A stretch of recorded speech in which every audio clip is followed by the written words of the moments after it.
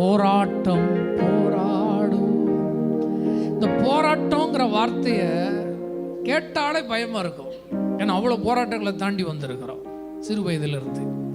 அப்போ ஆவியானவர் சொன்னார், போராட்டம் என்பது நீ கடந்து வந்த அது அல்ல, விசுவாசத்திற்கான ஒரு போராட்டம். சொல்லுங்க, விசுவாசத்திற்கான போராட்டம். உலகம் உள்ளத்திலிருந்து விசுவாசத்தை எடுத்து போட பார்க்கும். ஆமாம், பவுல் சொல்லுகிறாரு, போராடுன எதுக்காக போராடுனா விசுவாசத்தை காத்துக்கொள்வதற்காக.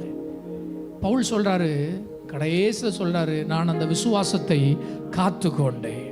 உங்களை பார்த்து நான் சொல்றேன், நீங்க எந்த அழுத்தத்தில் இருக்கீங்கன்னு எனக்கு தெரியாது, ஆனால் உங்கள் உள்ளத்தில் இருக்கிற விசுவாசத்தை நீங்கள் காத்து கொள்ளுங்கள். தேவனுக்கு பிரியமாக நடக்கணும்னு நம்ம விரும்புகிறோம். அதில் மிக முக்கியமானது விசுவாசத்தோடு கூட இருப்பது.